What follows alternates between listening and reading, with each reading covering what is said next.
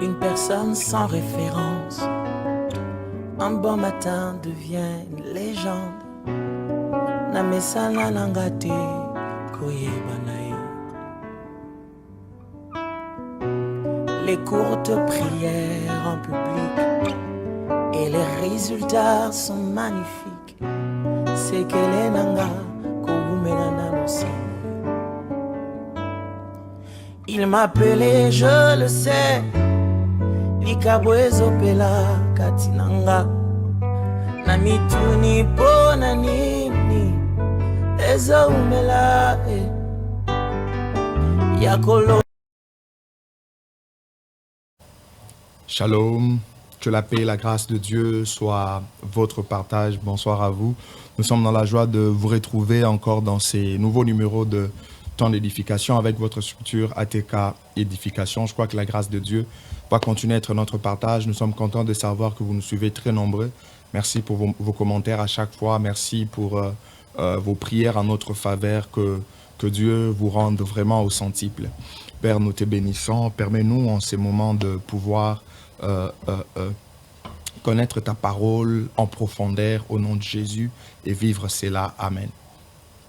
J'aimerais partager avec vous un sujet que je trouve important et pertinent parce que, tel que vous le savez, avec ces temps d'édification, notre souci c'est de pouvoir creuser à ce qui concerne les Saintes Écritures et nous permettre d'avoir une bonne compréhension sur certaines choses parce qu'il est très important de savoir que l'Église est édifiée sur le fondement des apôtres et des prophètes dont Jésus-Christ est la pierre principale ou la pierre angulaire, pas autre chose. C'est dans cet esprit, c'est dans ces cadres que nous nous donnons la peine de pouvoir à chaque fois nous exposer à la parole de Dieu afin de pouvoir connaître en profondeur tout ce qu'il y a comme réalité et vérité autour de la parole de Dieu. Nous allons commencer une série, on aura peut-être 2 numéros simplement sur ça, que nous avions voulu simplement intituler Bénédiction. Bénédiction. Je crois que ce n'est pas pour la première fois pour vous d'entendre ces mots bénédiction. Et surtout que nous sommes dans un pays où même nous sommes dans un monde où on constate de plus en plus que les gens fréquentent des églises, de plus en plus les gens s'attachent aux réalités spirituelles, de plus en plus les gens commencent à aimer ce qui est spirituel. Alors, c'est comme ça que parfois certains termes, certains concepts nous deviennent un peu très familiers. Alors, il est important à un certain moment de pouvoir mieux saisir le sens, le contour biblique ou avoir un aperçu beaucoup plus clair. C'est comme ça que nous voulons aussi étudier ces mots, ces concepts, ces termes de la Bible qu'on appelle bénédiction. Bénédiction, tel que vous l'entendez.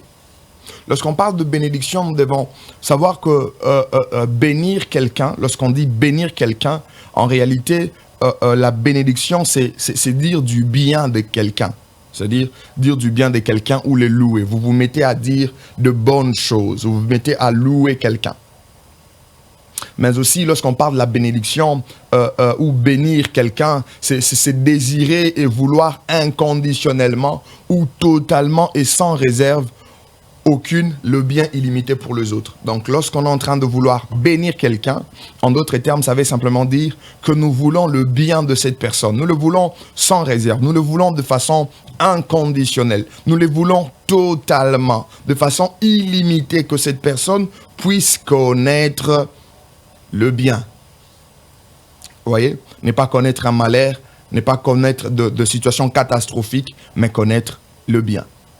Mais lorsqu'on dit bénir quelqu'un, c'est aussi invoquer la protection de Dieu sur quelqu'un. Donc, bénir quelqu'un, c'est aussi invoquer la protection de Dieu sur quelqu'un. En d'autres termes, la bénédiction est aussi une forme de protection divine, une forme de protection de Dieu sur une personne. Sur une personne.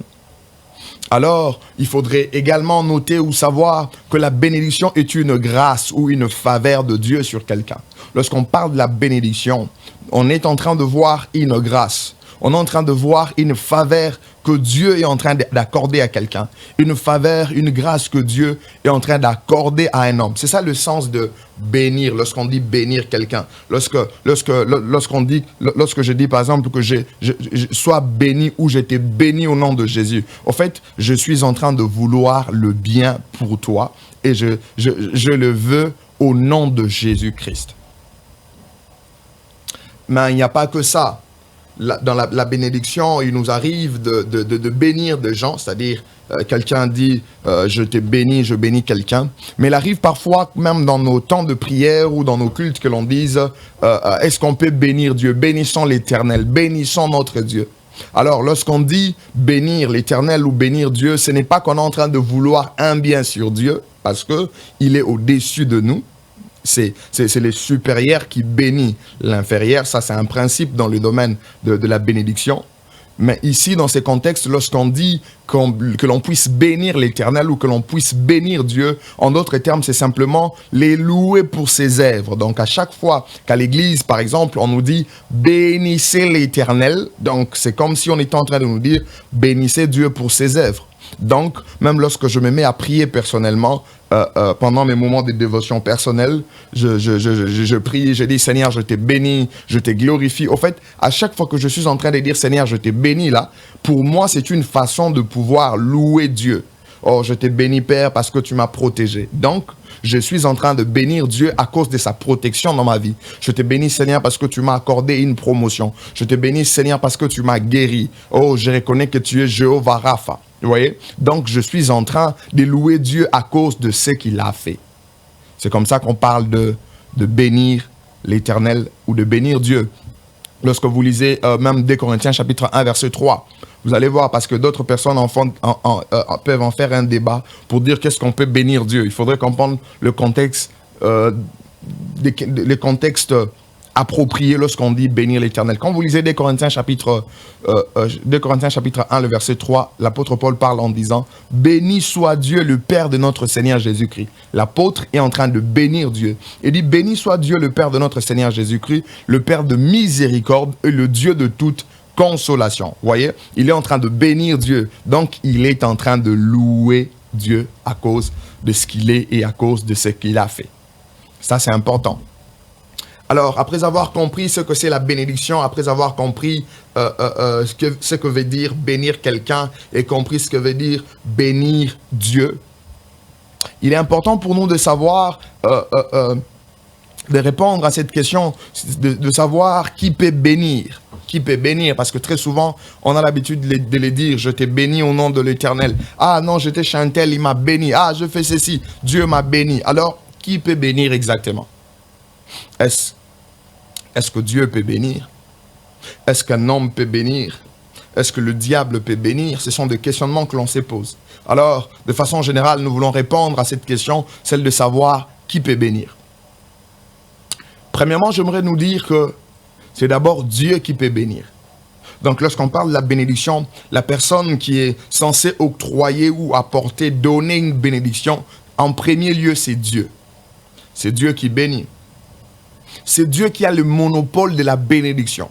En d'autres termes, si Dieu refuse que tu sois béni, cela ne peut se faire. Même si par d'autres voies, par d'autres moyens, par d'autres mécanismes, on veut t'accorder une certaine bénédiction. Je ne cite pas ces voies et mécanismes parce que je suis d'abord en train de parler du fait que c'est Dieu qui bénit.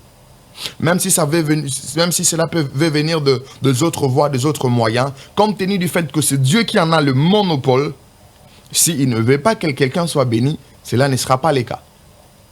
Mais aussi, vous devez savoir, au-delà du fait que Dieu en a le monopole, Dieu a été le premier à bénir. Lorsque vous regardez dans les Saintes Écritures, à partir de Genèse jusqu'à Apocalypse, vous vous rendez compte que cette histoire de bénédiction a d'abord commencé depuis Genèse. C'est là qu'on a vu Dieu bénir. Lorsque vous lisez avec moi Genèse chapitre 1er, le verset 22 et le verset 28, dans le verset 22, il est dit « Dieu le bénit ». Dieu est en train de bénir l'homme et la femme. Dieu le bénit en disant « Soyez féconds, multipliez, remplissez les eaux de mer et que les oiseaux multiplient sur la terre ». Dans le verset 28, la Bible les reprend encore « Dieu le bénit et leur dit « Soyez féconds, multipliez, remplissez la terre et la assujettissez et dominez sur le poisson de la mer, sur les oiseaux du ciel et sur tout animal qui se met sur la terre. » Donc, on a vu Dieu être la première personne à bénir déjà dans Genèse chapitre 1er. Dans le premier chapitre de la Bible, c'est Dieu qui est en train de bénir. Donc, Dieu a été la première personne à bénir. Un peu plus loin, lorsque vous regardez Genèse chapitre 14, le verset 18 à 19, lorsque Abraham était béni par Melchisédek, Melchisédek qui était une préfiguration de Christ, a béni Abraham par le Dieu très haut. Il a béni Abraham par le Dieu très haut. Et lorsque vous regardez encore Genèse chapitre 26, verset 24, vous voyez Dieu qui parle. Écoutez ce que Dieu dit. L'Éternel lui apparut dans la nuit et dit, « Je suis le Dieu le Dieu d'Abraham, ton père. Ne crains point car je suis avec toi. Je te bénirai et je multiplierai ta postérité à cause d'Abraham, mon serviteur. » C'est Dieu qui parle à Isaac. En train de lui dire que je suis le Dieu d'Abraham, ton père. Ne crains point car je suis avec toi. Je te bénirai. Il est en train de promettre la bénédiction. Donc, vous voyez, Dieu n'a pas peur de promettre à quelqu'un la bénédiction. Pourquoi? Parce que nous avions dit qu'il en a le monopole. C'est lui qui a le monopole de la bénédiction. Tout comme la malédiction, parce que tel que vous le savez, la malédiction est l'opposé de la bénédiction. Le monopole de la malédiction et le monopole de la bénédiction se retrouvent entre les mains de Dieu. Parce que c'est Dieu qui est la plus haute hiérarchie. C'est Dieu qui est tellement au-dessus. C'est Dieu qui règne au-delà et au-dessus de toute force et de toute puissance. C'est comme ça qu'il en a le monopole. Il n'a pas peur de promettre à quelqu'un la bénédiction parce qu'il sait qu'il en est capable. Il sait qu'il en est capable. Mais au-delà du fait que Dieu était le premier à bénir, ce Dieu-là a également fixé les règles pour qu'un homme soit béni. Dieu a établi des bases. Dieu a fixé des règles pour qu'un homme soit béni. C'est comme ça que j'ai commencé par dire que c'est Dieu d'abord qui bénit. Donc, en quelque sorte, il a placé des éléments, des orientations pour nous dire que s'il faudrait être béni, voici de quelle manière que vous pourriez avoir ou jouir, bénéficier de la bénédiction. Donc, autrement, si vous voulez être béni, voici ce qu'il faudrait faire. C'est Dieu qui en a établi. C'est Dieu qui a établi ces règles pour permettre aux hommes d'être bénis ou de ne pas être bénis, selon leur choix. Quand vous lisez Deutéronome chapitre 28, le verset 2, la Bible déclare « Voici toutes les bénédictions qui se répandront sur toi et qui seront ton partage lorsque tu obéiras à la voix de l'Éternel, ton Dieu. » Écoutez, je reprends. Voici toutes les bénédictions qui se répandront sur toi et qui seront ton partage lorsque tu obéiras à la voix de l'Éternel, ton Dieu. Donc, il est en train de placer la bénédiction dans un contexte d'obéissance. Parce qu'un peu plus loin, dans le même chapitre, parce que dans le chapitre 28 de Deutéronome, nous voyons comment est-ce que Dieu parle à son peuple sur les bénédictions qu'il devait avoir s'ils obéissaient à l'Éternel et les malédictions qui seront leur partage si ils désobéissent ou ils n'empruntent pas la voie de l'obéissance. Donc Dieu a fixé des règles. Il dit, voici les bénédictions qui seront votre partage lorsque vous obéirez à ma voix. Donc, en d'autres termes, si vous n'obéissez pas à ma voix, vous ne serez pas bénis. C'est comme ça que lorsque vous lisez même les Saintes Écritures dans Éphésiens chapitre 6, la Bible nous recommande aux enfants de pouvoir honorer leurs parents. Car c'est là est le premier commandement auquel est attachée une promesse. Et cette promesse est celle de vivre longtemps. Donc, en d'autres termes, si on a besoin de jouir de la bénédiction de la longévité sur terre, on doit commencer par honorer nos parents. Parce que si les enfants n'honorent pas les parents, automatiquement, ils perdent cette bénédiction. Parce que c'est Dieu qui en a fixé le principe. Et même un peu plus loin, vous allez voir, dans l'opposé de la bénédiction, Dieu dit, maudit soit celui qui fait, la Bible dit, maudit soit celui qui fait l'œuvre de l'Éternel avec négligence. C'est-à-dire que si tu ne fais pas l'œuvre de l'Éternel avec négligence, si tu le fais avec courage, avec zèle, tu es béni. Mais si tu fais le contraire, tu es maudit. La Bible va encore plus loin pour dire, maudit soit l'homme qui se confie en l'homme. Donc, si tu ne te confies pas en l'homme, tu te confies en l'Éternel, tu es béni. Mais si tu te confies à un homme, tu es maudit. Donc, Dieu a fixé, il a établi des règles, il a établi des bases dans ces domaines de la bénédiction. Dieu a fixé des bases. Ça, c'est important de le savoir. Mais en dehors de Dieu, l'homme également peut bénir. L'homme peut bénir. Pourquoi l'homme peut bénir? C'est parce que Dieu lui a doté de la force pour bénir. Dieu a doté à l'homme de la force pour bénir. Nous le voyons même dans les Saintes Écritures. Il y a des hommes qui ont béni les autres. Tel qu'on peut le voir, Isaac qui a béni Jacob, son fils. Genèse chapitre 27, versets 27 à 30. quand vous commencez dans le verset 27, la Bible dit « Jacob s'approcha et les baisa. Isaac sentit l'odeur de ses vêtements, puis il les bénit. » Donc, Isaac, un homme, a béni son fils Jacob. Autrement, l'homme a la possibilité de bénir. Donc, Dieu a doté à l'homme du pouvoir de bénir. C'est comme ça que Jacob lui-même, à son tour, il a béni ses fils. Genèse chapitre 49. La Bible parle de bénédiction prophétique, de paroles qu'il a décrétées, déclarées sur ses enfants. Ces paroles qui ont été, dans la suite, la vie de chaque tribu ou de chaque descendant de chaque fils de Jacob. Donc, la bénédiction peut émaner ou provenir aussi de l'homme. On a vu dans Genèse 48 comment est-ce que le même Jacob a béni les fils de Joseph, Ephraïm et Manassé. Donc, l'homme peut également bénir. Parce que Dieu lui a donné de la force pour bénir, ou Dieu lui a doté de cette capacité. Alors, il y a toujours dans cette question de savoir qui peut bénir, on a dit que Dieu peut bénir, l'homme peut bénir, mais quelqu'un se dira, alors le diable. J'aimerais le dire haut et fort que le diable ne peut bénir. Vous allez me dire, mais il y a des gens qui suivent le diable, qui ont de l'argent, qui ont de biens, qui mènent une vie joyeuse. Non, je reprends en disant que le diable ne peut bénir. Je vous ai parlé du contexte, je vous ai parlé du sens du mot bénédiction qui voudrait dire souhaiter du bien pour quelqu'un.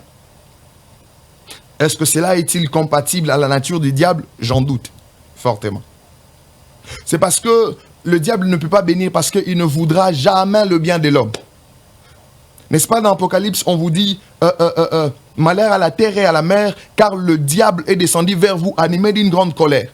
Est-ce que sa colère est envers les animaux? Non, sa colère est envers les hommes. Le diable ne peut pas bénir parce qu'il ne voudra jamais du bien de l'homme. Même lorsqu'ils accordent des choses à l'homme aujourd'hui, c'est pour une destruction à la fin. Ne voyez pas l'action du diable seulement dans le présent. Vous voyez l'action du diable dans le présent et dans le futur. Il donne aujourd'hui, mais c'est pour votre destruction. Vous avez l'impression comme si c'est dans le bien qu'il vous a donné ça. Oui, vous avez eu de la richesse par l'occultisme, par la magie et autres. Ce n'est pas ça la bénédiction. La Bible déclare dans Proverbes chapitre 10, verset 22, que c'est la bénédiction de l'Éternel qui enrichit et ne se fait suivre d'aucun chagrin. Lorsque Dieu bénit, cela ne se fait suivre d'aucun chagrin. Mais lorsque c'est l'ennemi qui te permet d'avoir certaines choses dont tu as l'impression qu'aujourd'hui ça te met dans une situation confortable, à vrai dire, c'est ta ruine qu'il est en train de préparer. Pour le diable, c'est toujours accompagné du chagrin à la fin. Il va te donner toutes ces choses, mais son objectif c'est quoi? C'est pour qu'un jour tu te retrouves en enfer. Est-ce là vouloir votre bénédiction? Non, le diable ne le voudra jamais. C'est comme ça que je suis en train de vous dire, ne désirez jamais de choses qui viennent du diable. Ne désirez jamais de choses qui viennent du diable. C'est toujours nuisible in fine. C'est toujours nuisible à la fin. C'est toujours pour vous détruire à la fin. Ne cherchez jamais de choses qui viennent du diable. Dieu est là disposé pour vous bénir. Vous avez compris que la bénédiction, c'est simplement vouloir du bien. De façon inconditionnelle. Dieu est là disposé pour pouvoir vous bénir. Dieu est là disposé pour pouvoir vous faire du bien. N'allez-y pas dans l'éloge, n'allez-y pas dans la magie, n'allez pas dans l'occultisme, n'allez pas dans toutes ces choses. Mais venez plutôt vers Dieu. Venez vers Jésus, celui qui bénit, celui dont la bénédiction enrichit et ne se fait suivre d'aucun chagrin. Celui qui sait mettre l'homme à l'aise, celui qui sait mettre l'homme dans une position confortable à partir de la vie physique maintenant jusqu'à l'éternité. Ça, il n'y a que Dieu qui peut le faire. La bénédiction de façon inconditionnelle.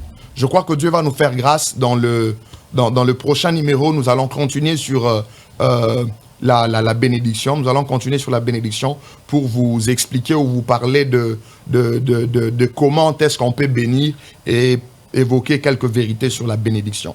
Alors que Dieu vous bénisse, je profite pour vous parler de cette activité, une grande activité qui s'annonce, une activité bénissante qui s'annonce, telle que vous êtes en train de le voir dans l'affiche qui s'affiche dans l'affiche qu'il y a juste derrière nous. C'est de grandes activités H8.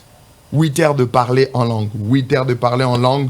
Nous croyons au pentecôtisme. Nous croyons à l'effusion de l'esprit. Nous croyons à ces dons magnifiques du Saint-Esprit, du parler en d'autres langues. C'est comme ça que l'homme de Dieu, le pasteur Emani Lunda, organise cette activité. C'est lui l'hôte de cette activité qui va se tenir. C'est 17 mai 2023. Je crois que ça sera pendant la semaine, mais ça sera un jour férié. L'occasion nous est tous donnée de pouvoir être là. Ça sera juste à Congo Loisirs sur l'avenue ex-24 novembre. Donc, juste à côté du saut de mouton qu'il y a sur 24. En face d'Assanef, donc ça sera de 7h à 15h, de 7h à 15h juste, si je ne me trompe pas. Nous vous invitons, venez vivre la grâce de Dieu. Vous n'avez jamais reçu le baptême dans le Saint-Esprit, l'occasion vous est donnée de pouvoir vivre ces choses, vivre ces baptêmes dans le Saint-Esprit, accompagné des signes du parler en d'autres langues. Donc je vous invite, moi personnellement, je serai là. Je vous invite également à être là. Nous allons vivre de bons moments dans la présence de Dieu. Et je crois que le Seigneur va nous faire du bien. Il nous réserve beaucoup de choses. N'oubliez pas, Congo Loisirs, les 17 mai. C'est 17 mai. C'est 17 mai à partir de 7h. Soyons là très nombreux et Dieu va nous faire du bien. L'homme de Dieu, le pasteur Emani Lunda sera l'orateur. Et je crois que nous bénéficierons de beaucoup de choses. Que Dieu vous bénisse. Merci. À la prochaine.